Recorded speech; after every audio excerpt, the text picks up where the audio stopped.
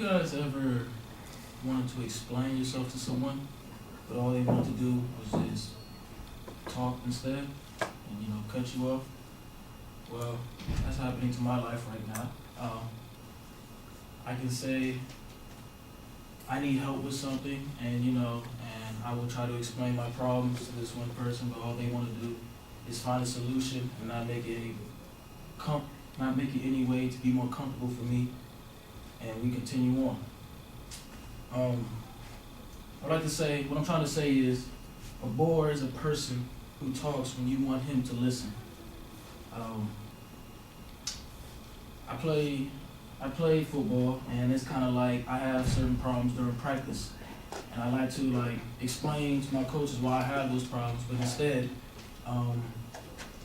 they would rather talk over me, and they wouldn't give me any advice on what I should do to achieve those problems. And it's kind of difficult for me, and I wish they can want show me the path to go, make me feel comfortable, make me overachieve my problems. And it's I kind of want more than just what they have to say. I would feel way more comfortable if they would just see where I'm coming from first, and then try to explain after.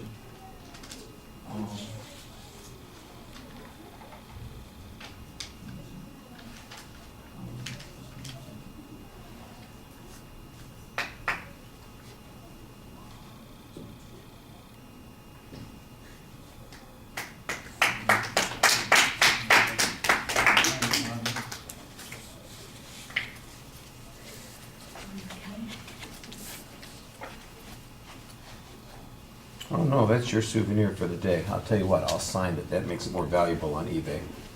There you go. No?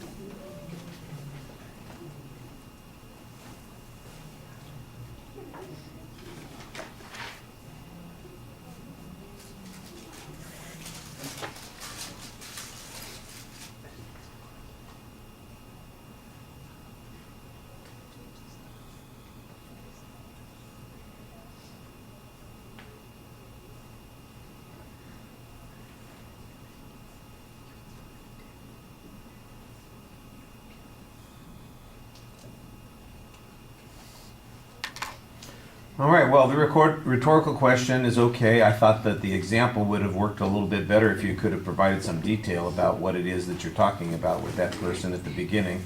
You had a very good transition to what the quote was, and I thought, we got a good start here. I think you need to be clearer about what your position on the quote is. It sounds like you agree with that point of view, so that's sort of a thesis statement. You need to say it instead of having us guess it.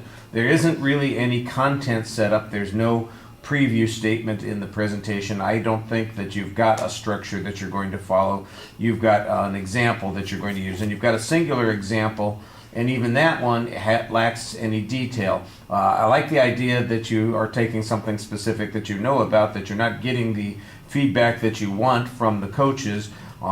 Think of something particular, pick an experience from practice or something that happened during a game and talk about that so that you can be a little bit more vivid and descriptive and engaged while you're talking to us. I think that would help.